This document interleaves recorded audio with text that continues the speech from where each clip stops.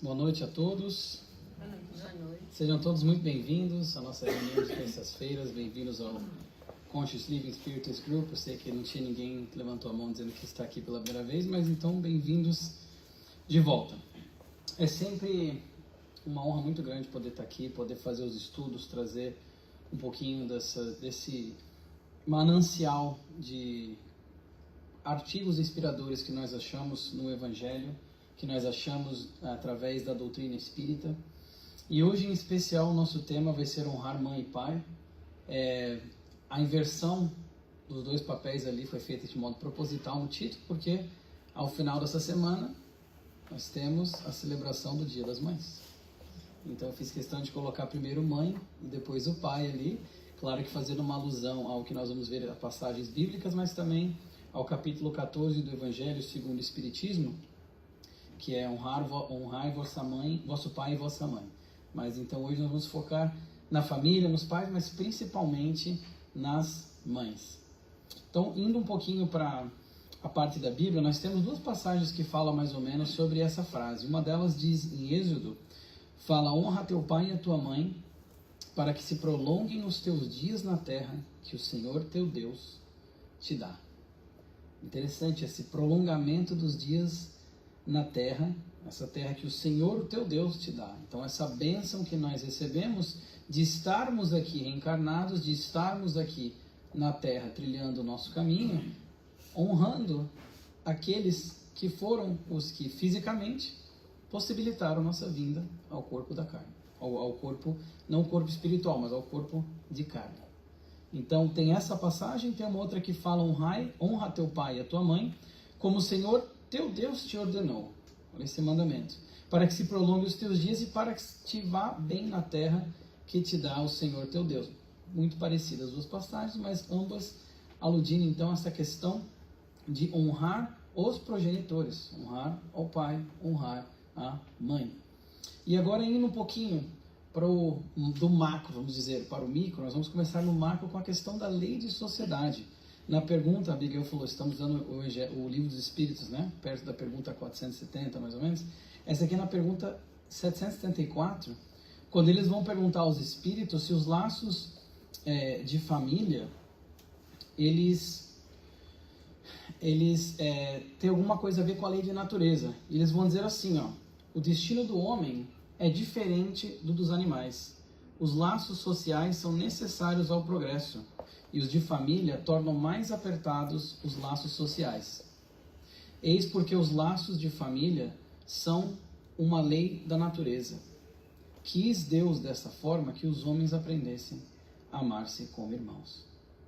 Então eles estão falando que esses laços de família estão fazendo uma distinção entre os homens, ou seja, o espírito que já atingiu uma capacidade humana, capacidade de raciocínio, uma capacidade intelectual mais avançada do que a dos animais, e eles estão fazendo uma comparação com essa questão de que o destino então é diferente, que esses laços sociais, eles são necessários sim para esse progresso, porque esses laços de família são uma lei da natureza. E na pergunta seguinte, qual seria para a sociedade o resultado do relaxamento dos laços de família? E eles vão dizer o seguinte: uma recrudescência do egoísmo. Uma recrudescência do egoísmo. Recrudescência é uma palavra, uma big word, mas a recrudescência nada mais é do que esse exacerbar de sintomas de uma doença. Então essa magnificação dos sintomas, o aumento, vamos dizer, dos sintomas de uma doença. Então eles estão fazendo aqui uma associação direta do egoísmo com uma doença. Então eles estão falando que a sociedade, o resultado do relaxamento dos laços de família, que nós já vimos sobre a questão da lei da natureza, ele seria um exacerbamento dos males que provém de uma doença moral, o egoísmo. Que nós aprendemos no Evangelho segundo o Espiritismo, no Livro dos Espíritos, como o egoísmo e o orgulho são os dois grandes obstáculos ao progresso. E obstáculos é uma palavra interessante, porque eles não são entraves totais, porque a lei do progresso é inquebrantável, é imparável, ela ocorre. Mas eles são obstáculos no sentido de que eles acabam, o orgulho e o egoísmo, como essas duas chagas morais da humanidade, eles acabam então fazendo com que este progresso ocorra de uma forma muito mais vagarosa, muito mais lenta do que ela poderia ser.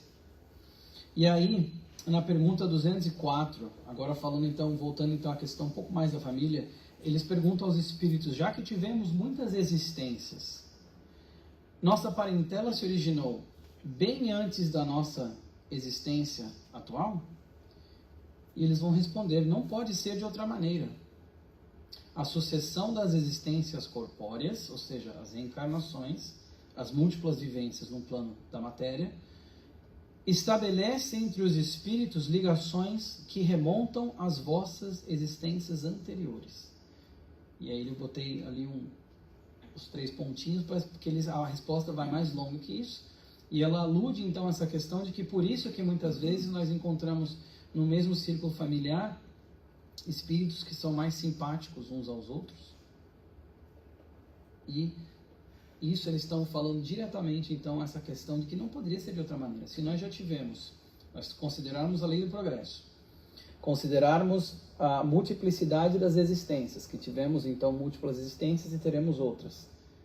Esses laços de família, as pessoas que então nos rodeiam, as mais próximas principalmente, elas estão naquele círculo conosco por um motivo.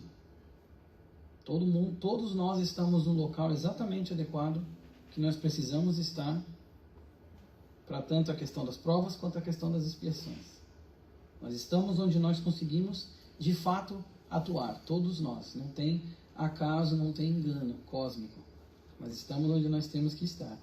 205. A doutrina da reencarnação parece destruir os laços de família ao fazê-los recuar às existências anteriores.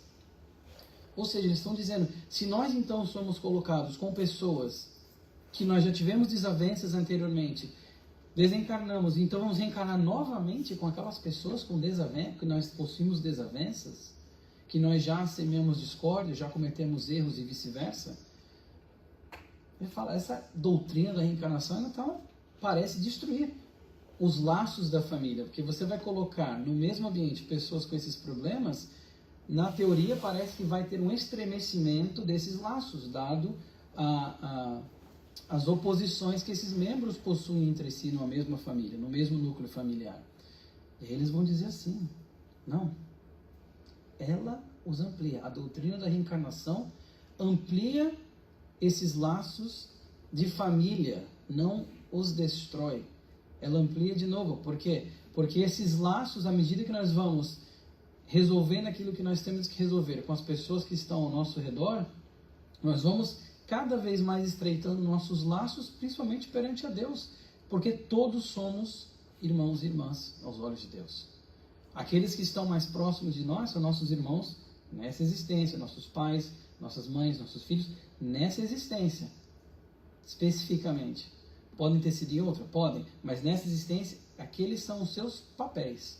Mas é claro que quando nós vamos tendo a doutrina das reencarnações, vamos então resolvendo essas desavenças que eu mencionei outrora, vamos tendo conosco espíritos que reencarnam e reencarnamos em locais em que nós conseguimos, de fato, colocar toda a potencialidade da nossa alma para fora, esses laços de família não são destruídos, eles são ampliados. E essa é uma grande maravilha que traz essa lógica, então, da doutrina dos espíritos, da doutrina reencarnacionista. E aí aqui no Evangelho segundo o Espiritismo, eles vão dizer que a família consanguínea na Terra é o microcosmo de obrigações salvadoras em que nos habilitamos para o serviço à família maior, que se constitui na humanidade inteira. Então, é o microcosmo, é algo reduzido, de obrigações salvadoras. Por quê? Aquelas pessoas que nós cometemos um delito muito grave, nós teremos que ressarcir. Então, essas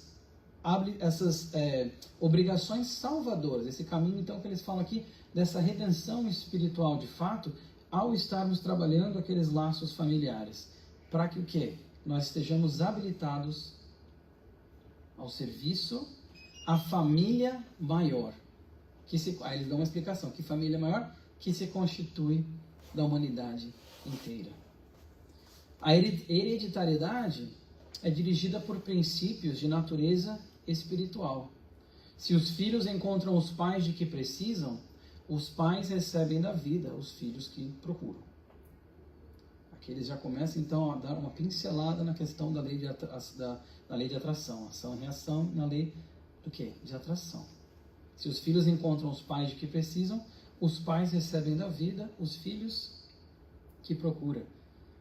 E de novo, a hereditariedade dirigida por princípios de natureza espiritual, nós, de novo, entendemos como essa questão das reencarnações múltiplas que ocorrem e que têm de ocorrer, para que o progresso continue sendo feito, que as arestas sejam sendo aparadas, e também essa questão de princípios de natureza espiritual, porque nós, ao estudar um pouco mais da doutrina espírita e dos livros da bibliografia espírita, nós vamos aprendendo, e um exemplo grande desse, excelente, é a série do André Luiz, A Vida no Mundo Espiritual, como existem departamentos de reencarnação, departamentos que planejam a reencarnação, que planejam justamente essa questão da hereditariedade, para sabermos não só onde estaremos, no sentido de local e pessoas, mas até mesmo como estaremos.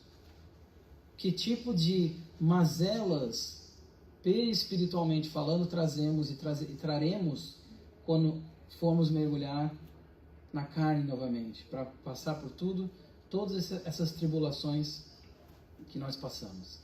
Tudo tem um porquê. E aí, falando um pouco da parentela corpórea, de novo, isso aqui é o capítulo 14 do Evangelho segundo o Espiritismo, e a maior parte da nossa fala hoje aqui é em volta desse capítulo. Quando eles falam da parentela corpórea versus a parentela espiritual, eles vão dizer que os laços do sangue não estabelecem necessariamente vínculos entre os espíritos. O corpo procede do corpo, mas o espírito não procede do espírito, porque o espírito já existia antes da formação do corpo. Olha que interessante.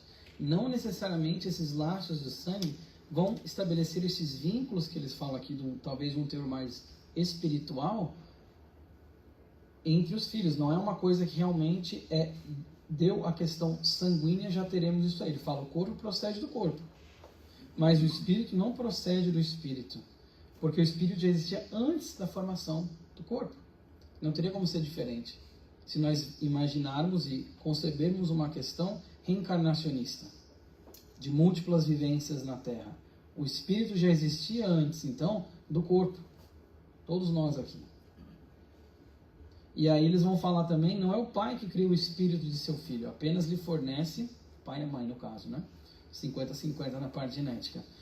Apenas lhe fornece um invólucro corpóreo, cumprindo-lhe, no entanto, auxiliar o desenvolvimento intelectual e moral do filho para fazê-lo progredir.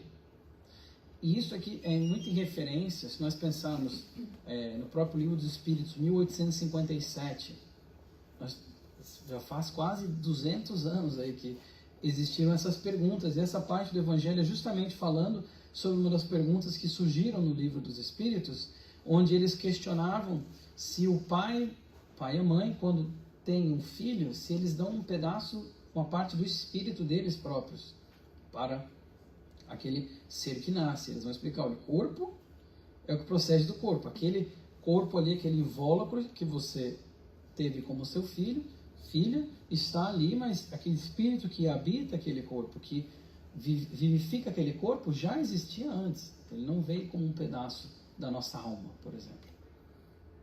Então eles vão dando essas explicações para que nós entendamos um pouco mais essa questão da parentela corpórea, parentela espiritual, e mais além eles vão dizer que os espíritos que encarnam numa mesma família, sobretudo como parentes próximos, são, na maioria das vezes, espíritos simpáticos, ligados por relações anteriores, que se traduzem por uma afeição recíproca na vida terrena.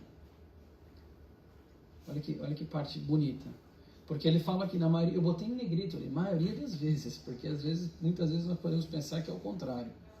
Mas ele fala que na maioria das vezes são esses espíritos simpáticos. Simpáticos também podemos pensar que estão alinhados no mesmo objetivo, até na parte reencarnatória. na mesma missão, talvez, com o mesmo propósito, alinhados na mesma questão mental, de quando eles reencarnam, e eles são esses espíritos, então, que eles falam ali, simpáticos, que muitas vezes são ligados por laços que começaram lá atrás. Lá atrás. Daí eles também vão dizer, o Emmanuel, ele comenta no livro Pensamento e Vida, ele fala sobre como é interessante essa parte, que ele fala que justamente existem alguns espíritos que eles influenciam os pais antes mesmo de reencarnar para certas coisas que eles vão gostar ou que haverão de fazer quando reencarnar. Então ele dá o exemplo de artes, ele dá o exemplo de certas funções até de profissão, em que os pais começam com aquela questão da profissão, e aí vem o filho depois, acaba sendo melhor que o pai, ou melhor que a mãe, ou então assumindo aquela profissão, enfim. Isso muitas vezes ele fala, é interessante pensar, que acontece antes mesmo da reencarnação daquele espírito, que eles já estavam, talvez já combinassem, já estava ali sendo influenciado positivamente, para que os pais tivessem aquilo, ou talvez a questão do espiritismo também, muitas coisas assim, que os pais já vão sendo preparados para quando os filhos encarnarem, eles já estarem ali com o terreno já um pouquinho mais preparado, para que eles consigam então desenvolver tudo isso, consigam desenvolver as suas faculdades. Ele fala inclusive com a família de músicos vai ter mais facilidade para recolher companheiros da arte divina, por exemplo. Olha que interessante, dá aqui o exemplo das artes e tudo mais. Então, de novo, isso aí está no livro Pensamento e Vida. Mas tem outro lado, eles vão dizer assim, ó, mas também pode acontecer que sejam completamente estranhos uns aos outros, divididos por antipatias igualmente anteriores, que se expressam na Terra por um mútuo antagonismo, a fim de lhe servir de provação. Não poderia ser diferente. Porque quando nós estamos naquele núcleo familiar, quando nós estamos com aquelas pessoas mais próximas, ligadas ao sangue ou não, porque a família não é só sangue, mas principalmente quando nós estamos nessa ligação muito próxima, existe, é quase que não tem para onde correr. Porque a gente fala, você escolhe amigo, mas não escolheu o pai e a mãe, não escolheu o irmão. De certa forma escolheu, mas é mais difícil se desvencilhar por conta de o quê? De antipatias, de antagonismos. E aí eles falam aqui justamente, porque às vezes esses espíritos podem ser interessantes, que eles falam completamente estranhos uns aos outros. Então tem pessoas na minha família que pode ser que eu nunca tive uma reencarnação junto, sim. Divididos, só que eles falam aqui, ó, divididos por antipatias igualmente anteriores que se expressam na Terra por um mútuo antagonismo a fim de lhe servirem de provação. Ou seja, pode ser que não tenham passado encarnações anteriores no mesmo núcleo familiar, mas que as antipatias que trazem são opostas e são colocadas naquele momento como provas, porque escolheram isso também, para justamente aprenderem um pouco mais da tolerância, um pouco mais da paciência, da humildade, do amor irrestrito, do perdão, por justamente essas antipatias de ideias muitas vezes opostas. E aí ele vai dizer aqui no Evangelho segundo o Espiritismo, os verdadeiros laços de família não são, pois, o da consanguinidade, e sim os da simpatia e da comunhão de pensamentos, que prendem os espíritos antes, durante e depois de suas encarnações. Olha que interessante. Então não são necessariamente essa questão da consanguinidade, e sim o da simpatia e da comunhão de pensamentos. Porque se nós pensarmos, como nós já vimos alguns slides anteriores, a família é universal. No ponto de vista mais básico, somos filhos de Deus. Então nós somos todos irmãos e irmãs.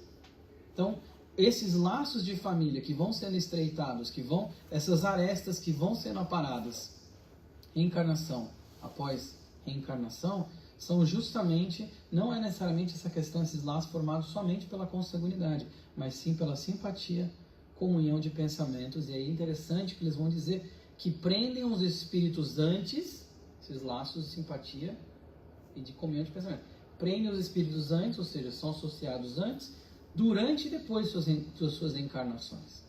Antes porque vivemos anteriormente, em outros corpos, em outros momentos, com outras pessoas, provavelmente.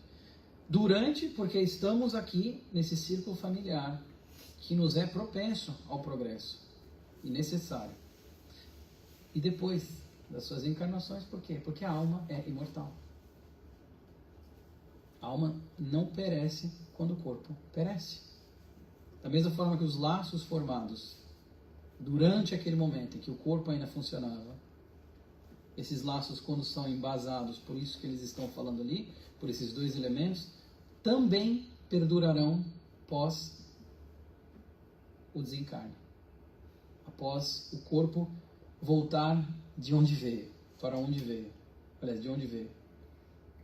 E aí ele continua falando assim: há pois duas espécies de famílias, as famílias pelos laços espirituais e as famílias pelos laços corpóreos. As primeiras são duráveis e se fortalecem pela purificação, perpetuando-se no mundo dos espíritos através das várias migrações da alma. Falando aqui, quase que dando um resumo. As segundas, ou seja, dos laços corpóreos, elas são frágeis com a matéria. Elas se extinguem com o tempo e muitas vezes se dissolvem moralmente, já na existência atual. Ela já se dissolve moralmente na existência atual? Como assim? Lembra que nós falamos das antipatias, dos antagonismos, das ideias contrárias, das brigas sem o alcance do perdão? É justamente essa dissolução moral que ocorre muitas vezes nos círculos familiares que nós observamos. E eles vão dizendo aqui, esses laços então corpóreos, eles ficam desfacelados. Os laços espirituais nunca, mas os corpóreos eles ficam desfacelados muitas vezes na mesma, como eles falam, na existência atual. Na própria existência, esses laços podem ser então desfeitos, fragilizados. E aí honrar o pai e mãe então. O Kardec nos fala que o mandamento honrai a vosso pai e a vossa mãe é uma consequência da lei geral de caridade e de amor ao próximo. Visto que não pode amar o seu próximo aquele que não ama o seu pai e a sua mãe. E ele toca num ponto sensível para muita gente. Aliás, esse é um tema sensível. Mas ele fala que não tem como, aliás, é uma consequência dessa lei de caridade, dessa lei de amor, esse honrar o vosso pai e a vossa mãe. Porque como que nós vamos querer fazer a caridade para os que estão lá fora se nós nem fazemos para os que estão lá dentro? E aí esse é o ponto difícil, esse é o ponto sensível, porque nós já vimos como muitas vezes existem as desavenças, existem as expiações. Eu vou trazer daqui a pouco um exemplo sobre isso também. E torna muito mais complicado esse aproximamento entre espíritos que estão na mesma família. Mas ele fala aqui, é uma consequência da lei de caridade e de amor. Caridade e amor nós entendemos também como o quê? Como essa beneficência, como o perdão. Também é uma execução da caridade. Deus quis mostrar que ao amor se devem juntar o respeito, o que implica a obrigação de cumprir-se para com eles tudo que a caridade ordena em relação ao próximo em geral. Cumprir para com eles quem? Com vosso pai e vossa mãe. Por isso que é o honrar. É justamente esse cumprimento desse respeito. É fazer aquilo que nós podemos fazer a um estranho que necessita da nossa ajuda, que é simpático para conosco, mas que nós temos a dificuldade de fazer com aqueles que foram os progenitores, ou para nós que somos progenitores, de recebermos aquilo que, ou demandarmos aquilo dos nossos filhos. E aí nós somos às vezes muito mais afáveis lá fora do que dentro. E isso não é uma execução da lei de caridade e da lei do amor. E aí ele continua dizendo que esse dever de honrar o pai e honrar a mãe se estende naturalmente às pessoas que fazem às vezes de pai e de mãe e que têm tanto mais mérito quanto menos obrigatório o seu devotamento. Olha que interessante. Esse dever de honrar essas pessoas, ele se faz mais, ele tem mais mérito quanto menos obrigatório, é indiretamente proporcional. Quanto menos obrigatório, mais mérito para essas pessoas que ele fala, que se fazem de pai e mãe, que são o quê? São aquelas pessoas que adotam um papel maternal ou paternal, às vezes os dois, inclusive, e que muitas vezes não foram as pessoas que geraram aquela criatura. Às vezes uma avó, um avô, um tio, uma tia, um irmão, uma irmã, que acaba criando e educando e auxiliando muito mais, às vezes, do que aqueles que forneceram material genético diretamente. E ele fala justamente isso. Para essas pessoas, maior ainda será o mérito, porque menor foi a obrigação da consanguinidade anteriormente estabelecida. Então isso é uma parte muito bonita para nós refletirmos também. Para todos aqueles, eu falei, a palestra hoje é para honrar principalmente as mães e os pais, mas não quero que fique limitado somente àqueles que têm sangue do sangue. Não tem aquela história que pai é quem cria? Mais ou menos por aí. E aí ele vai dizer, honrar o seu pai e a sua mãe não consiste apenas em respeitá-los. É também assisti-los na necessidade. É proporcionar-lhes repouso na velhice e cercá-los de cuidado, como eles fizeram conosco na infância. Olha que bonito. E então, nessa questão do honrar, dos pontos muito fortes que nós temos, quando nós estamos lendo, nos aprofundando, é a questão da gratidão. E aí eu trouxe aqui uma passagem do livro Psicologia da Gratidão, da Joana de Ângeles, psicografado pelo Divaldo, e eu queria fazer um parênteses, especialmente hoje, só para, nesse entoar de gratidão, eu queria expressar uma gratidão ao mensageiro da paz, que ontem completou 98 anos de vida, o Divaldo. 5/5/1927. 98 anos de vida. Esse livro psicografado por ele, que é um dos zilhões. 98 anos. Então, assim, uma gratidão. Queria realmente fazer um parênteses, expressar um pensamento de gratidão ao Divaldo, porque, de novo, sem ele também nós não teríamos esse livro, por exemplo, e tantos outros, né? E ontem completou 98 anos. Eu não consigo me imaginar com 98 anos. Espero que eu chegue em 98. Espero que eu chegue bem que nem ele também. Mas é um missionário incrível, né? E egoisticamente a gente quer que ele fique mais uns 30 aí. Mas aqui na Joana de Ângeles, a mentora do Divaldo, mentora também da casa, ela fala que ninguém nasce grato, nem consegue a gratidão de um salto. Aprende-se gratidão mediante a sua prática, que deve ser iniciada na família. Olha só, esta sociedade em miniatura, na qual a afetividade manifesta-se com naturalidade. Então ela diz aqui que gratidão, ninguém aprende a gratidão, e podemos até estender a humildade, o perdão sincero. Ninguém aprende de um salto, porque a natureza não dá saltos, a evolução não dá saltos, a evolução é gradual. E assim também o nosso burilamento íntimo, ele é gradual. Então ela fala assim, a gratidão é o quê? A gente aprende e aplica através dessa prática. E onde é que pode começar essa prática? Nessa que ela falou, eu botei em negrito, porque eu achei interessantíssimo, essa sociedade em miniatura, que é a nossa família. E ela fala, na qual a afetividade manifesta-se com naturalidade. Porque, como nós já vimos, existem muitas questões de simpatia no que tange os membros de uma mesma família. Viver é experienciar gratidão por tudo quanto lhe sucede, se tem oportunidade de vivenciar. Então, a gratidão de estarmos vivos, de estarmos aqui reencarnados, de estarmos aqueles que estão encarnados me ouvindo, e os desencarnados quando encarnarem. A gratidão justamente por estarmos aqui, por termos conseguido a bênção de poder voltar ao plano terrestre para poder continuar a ressarcir os débitos e continuar na evolução que todos nós passamos e continuaremos passando. Mas nós estamos aqui no corpo de carne porque alguém nos gerou. E é por isso que essa gratidão, então, na família é algo que é importantíssimo. A ingratidão, então, qual é o outro lado da moeda? É um dos frutos mais imediatos do egoísmo. E nós já vimos a questão do egoísmo, como eu já falei anteriormente. Esses dois males, o orgulho e o egoísmo, as duas chagas morais, os obstáculos ao progresso, justamente a ingratidão, ela é um dos frutos desse egoísmo. Porque se eu ajo de uma forma somente egoísta, eu não vou ser grato a ninguém. Muito menos aos meus pais, muito menos à minha família. É uma atitude que ela é contraditória. A gratidão e o egoísmo são contraditórios. Da mesma forma do egoísmo e a caridade.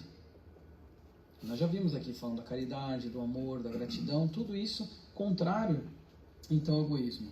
E aí ele fala assim, lembrai-vos de que Deus perguntará a cada pai e a cada mãe, que fizestes do filho confiado à vossa guarda? Que fizeste do filho confiado à vossa guarda? Que fizeste daquele espírito que você recebeu no seu âmbito familiar? E que você viu desde pequeno? Ou então, quem já acompanhou mais, não necessariamente o nascimento, né, como nós já falamos, vários papéis maternos e paternos. O que você fez dali para frente? O que fizeste dos filhos que eu confiei a ti? Né? E os filhos, o que fizeste dos pais que estavam lá contigo, que te deram a oportunidade? Deus não dá prova superior às forças daquele que a pede, só permite as que podem ser cumpridas. Se alguém não consegue cumpri-las, não é que lhe falte possibilidade, falta é vontade. Então, de novo, aqui um recado muito importante de que não tem prova maior do que aquela que nós podemos suportar.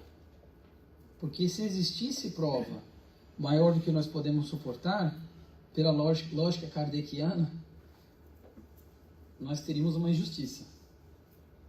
E se nós temos uma injustiça, não tem como ter provir de um Deus que é infinitamente bom e justo.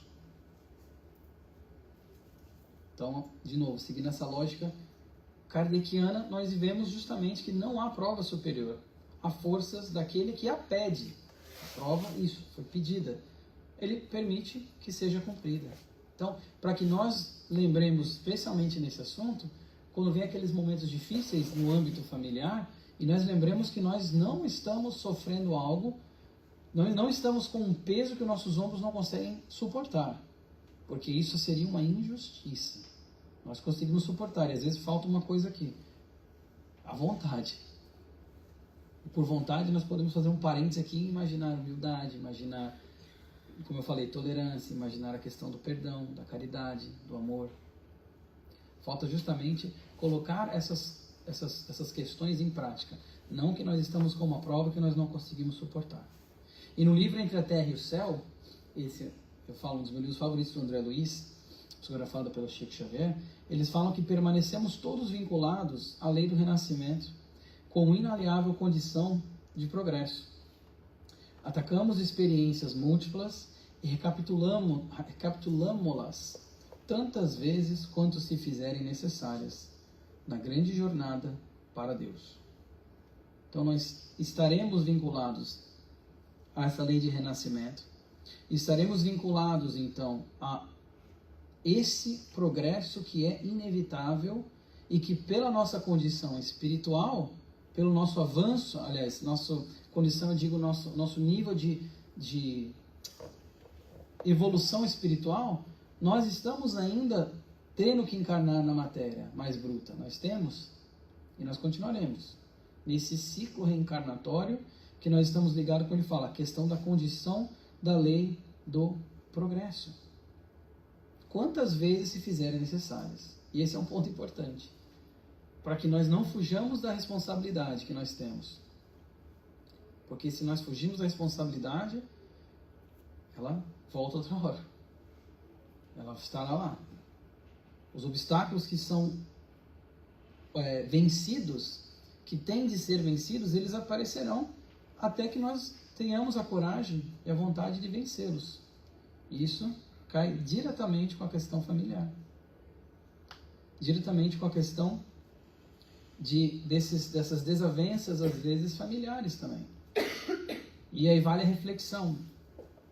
Poxa, mas será que eu não deixo para depois, então? Já que o Espiritismo... Eu já ouvi essa conversa. Já que o Espiritismo fala que tem uma outra chance, vou reencarnar, vou deixar para resolver numa próxima. Não é? Tem gente rindo porque já ouviu isso também. Não, vou deixar para resolver numa próxima. Essa aí está muito difícil. Não. Porque primeiro que nós nem sabemos como será o futuro. Às vezes demoram séculos para que uma família esteja ali naquele momento e naquelas funções que elas estão. Quem garante o que vai vir amanhã? Quem garante como que nós estaremos amanhã? Em qual situação estaremos amanhã? Com as pessoas rodeadas justamente que precisam estar conosco ali amanhã. Quem garante? Ninguém. Na verdade, nós sabemos que estará, mas a nossa melhor oportunidade é o presente, não é o futuro. Nossa melhor oportunidade é o agora, justamente. E aí no livro Missionários da Luz, eu falei que eu trazia um exemplo desse, tem um caso, diria clássico até, que é do Segismundo. Capítulo 13, para quem já leu esse livro, sabe que foi eu digo um caso clássico porque tem muitas palestras espíritas que abordam esse tema, com razão, e é justamente um caso em que o André Luiz, que é o autor espiritual, ele está com o Alexandre, que é um mentor e o Herculano. O Alexandre, então, era vinculado, esses três em espírito, tá? Ele era vinculado com uma família específica ali por laços anteriores, que eles não falam muito especificamente, mas que é vinculado. E ele fala o quê?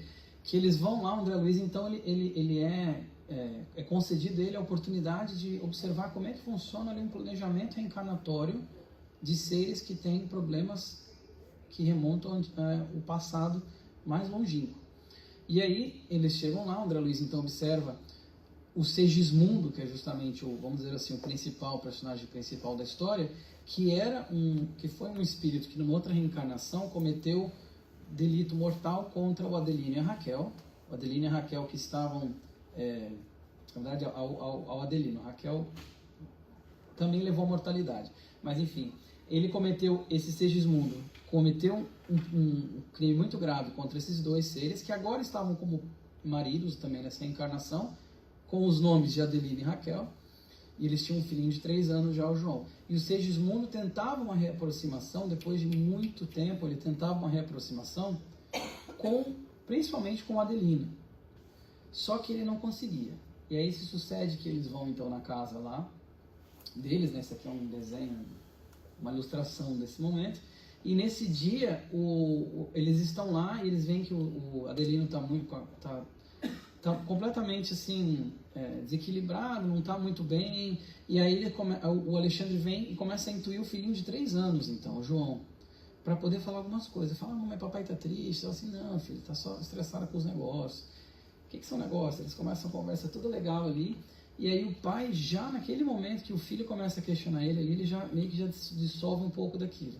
E chega um ponto, eu vou acelerar porque a gente não tem tanto tempo, mas aí chega um ponto em que ele chega, que o João chega, a mãe também, eles falam com o pai, pai, poxa, vem fazer uma oração com a gente, faz tempo que você não vai, porque ele estava sempre trabalhando.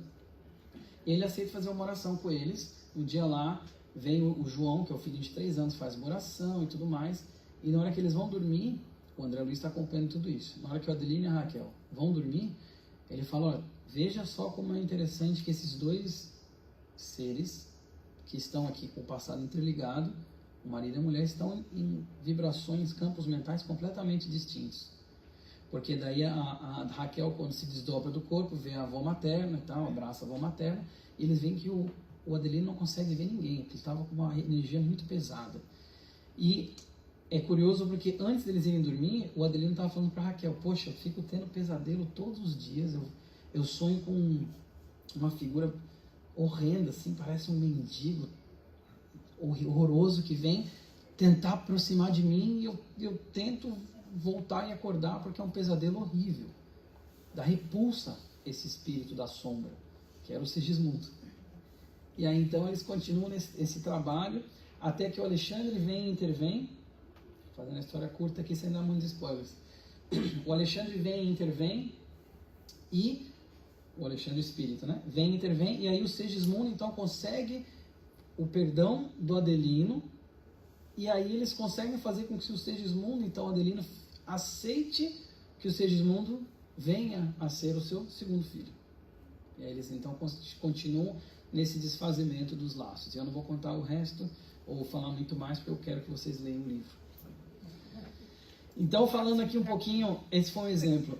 Falando aqui um pouquinho, então, do Livro dos Espíritos, qual que é a razão da mudança que se opera no caráter do indivíduo em certa idade, especialmente ao sair da adolescência? É o espírito que se modifica? É o espírito que retoma a sua natureza e se mostra tal qual era. Não conheceis os segredos que escondem as crianças em sua inocência.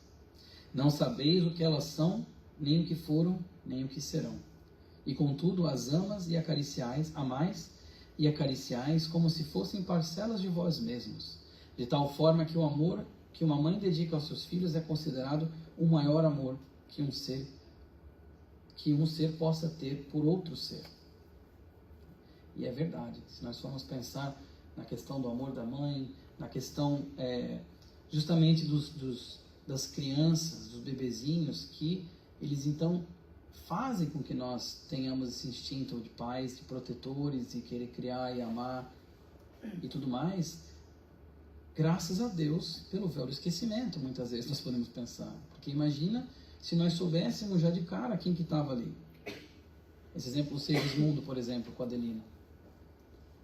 Então, graças a Deus, e justamente a natureza é perfeita, ela é feita dessa forma para que nós amoleçamos o coração, levantamos aquele ser que talvez tenha sido um inimigo em outra vida, com muito amor, e esse ser então passa também a amar a gente e tudo mais.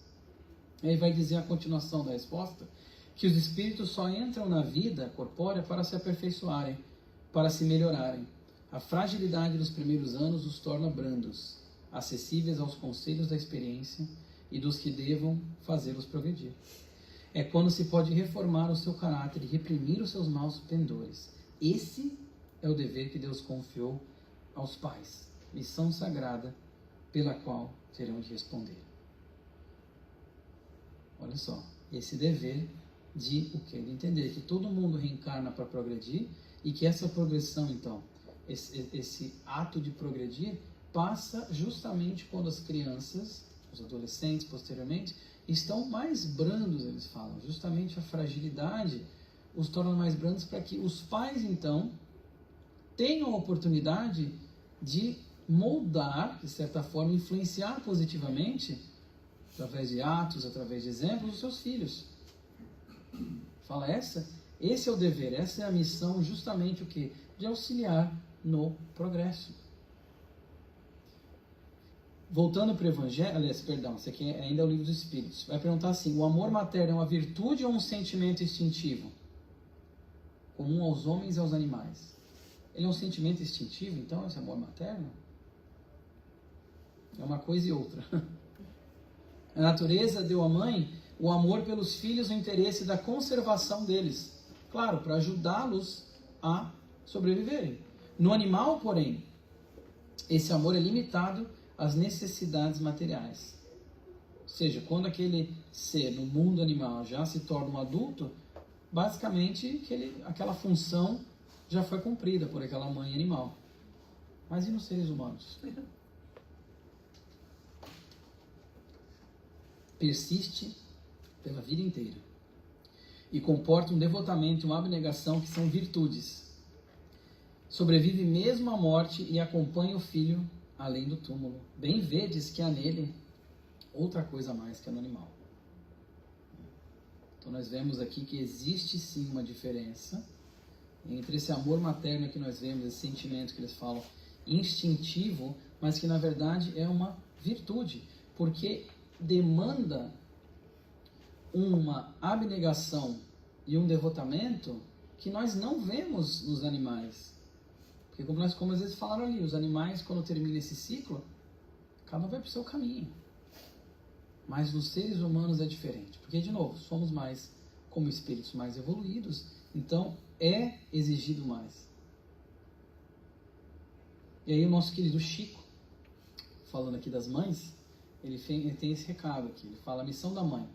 Maternidade é um segredo entre a mulher e Deus. A participação do homem é ínfima na maternidade. A participação da mulher é tocada de alegria e de dor, de tormento e de sofrimento, de prazer e de responsabilidade, desde que o filho nasce até o último dia da mulher sobre a terra. E sabe lá Deus se depois dessa vida quantas lutas sofrem as mães em auxílio aos filhos que deixaram neste mundo. Aos filhos que deixaram para trás, ou seja, esses laços que nós já vimos, os laços verdadeiros, os espirituais, que persistem muito além dos laços corpóreos, muito mais fortes do que os laços frágeis da corporeidade. E ele fala justamente que até quantas lutas sofrem as mães que estão no plano espiritual. E nós vemos quantos livros no Cabedal Espírita que falam justamente sobre essa questão das mães que oram pelos filhos que estão ou no umbral, ou que estão em sofrimentos tremendos, o próprio André Luiz, os que estão aqui, os que estão lá, e as mães sempre naquele coração materno, naquele amor de mãe. E na passagem também, em Mateus capítulo 12, Jesus estava um dia falando à multidão, e aí estavam a sua mãe e seus irmãos lá fora, e aí alguém veio e falou: olha, estão ali fora tua mãe e teus irmãos que querem falar-te.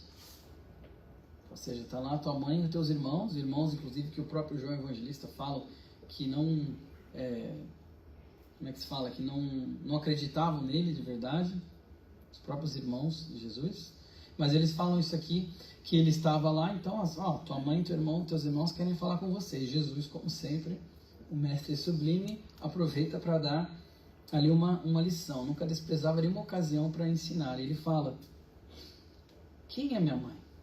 Então, quem são meus irmãos?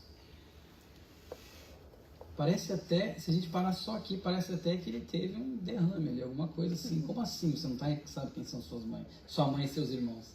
Mas ele fala: quem é minha mãe? Quem são meus irmãos? E estendendo a sua mão para os seus discípulos, disse: eis aqui minha mãe e meus irmãos. Porque aí ele vai dar a explicação, qualquer que fizer a vontade de meu Pai, que está nos céus, este é meu irmão, irmã e mãe. Jesus trazendo esse conceito, o quê? Da irmandade espiritual. Mostrando a todos que certamente ficaram atônitos naquele momento, quando ele falava: quem é minha mãe, quem são meus irmãos? Aqui, ó. Minha mãe e meus irmãos são esses daí, porque todos que fizerem a vontade de meu Pai, que está nos céus, esses sim são minha mãe, meu irmão, meu pai, enfim.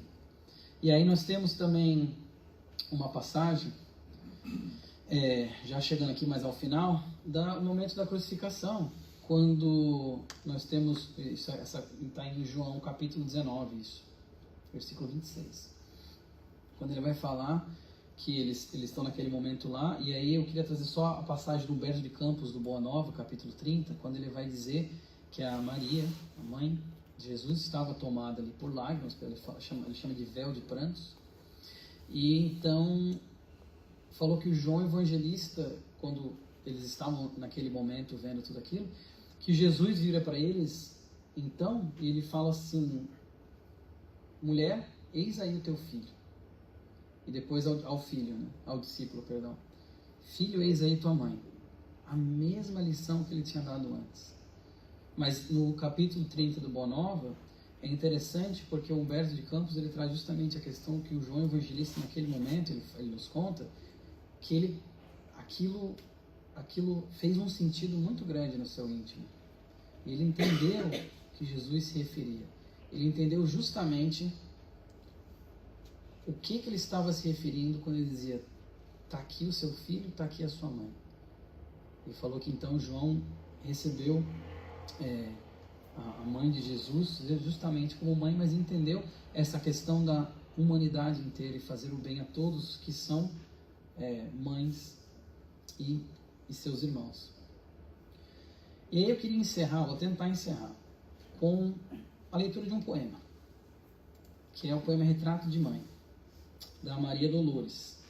Só que eu vou puxar aqui porque eu estou sem as notes aqui, os slides, então vocês me dão licença. Eu não quero parafrasear esse poema porque seria terrível, então eu quero ler esse poema para vocês, da Maria Dolores. Só um segundinho.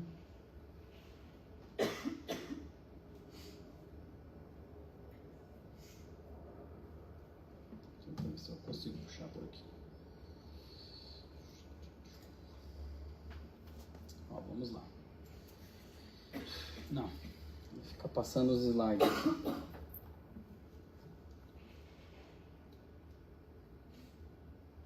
Isso aqui é live TV, pessoal, acontece.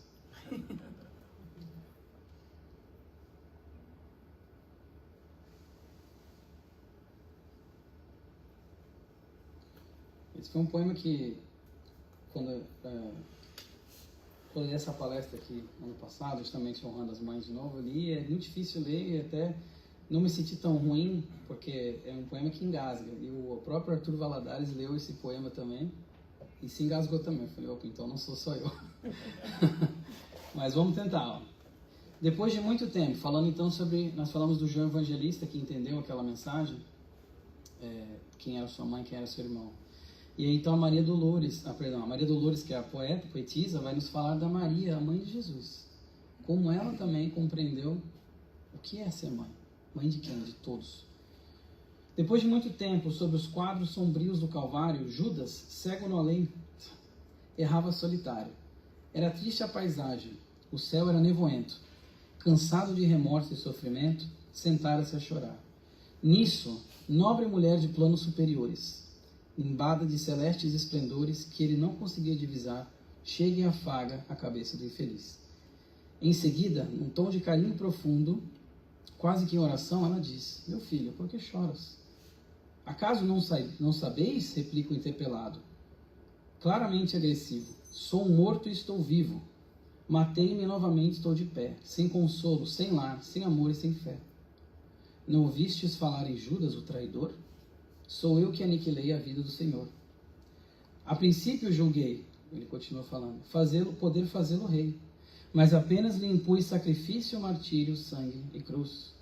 E em flagelo e aflição, eis que a minha vida agora se reduz. Afastai-vos de mim, deixai-me padecer este inferno sem fim. Nada me pergunteis, retirai-vos, Senhora. Nada sabeis da mágoa que me agita. Nunca penetrareis minha dor infinita. Ao assunto que lastima é unicamente meu. No entanto, a dama calma respondeu: meu filho, sei que sofres, sei que lutas. Sei que a dor causa remorso que escutas. Sei a dor que causa o remorso que escutas. Venho apenas falar-te que Deus é sempre amor em toda parte. E acrescentou serena: a bondade de Deus jamais condena. Venho por mãe a ti, buscando um filho amado. Sofre com paciência a dor e a prova. Terás em breve uma existência nova. Não te sintas sozinho ou desprezado. Judas interrompeu-a e bradou, rude e pasmo: mãe, não venhais aqui com mentira e sarcasmo, depois de me enforcar num galho de figueira, para acordar na dor, sem mais poder fugir à vida verdadeira.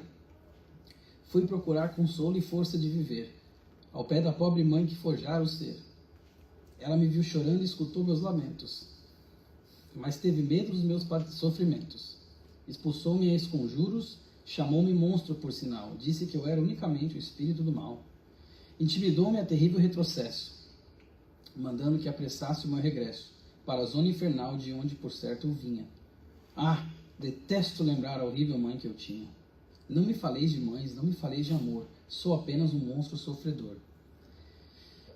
Ainda assim, disse a dama docemente, por mais que me recuses, não me altero.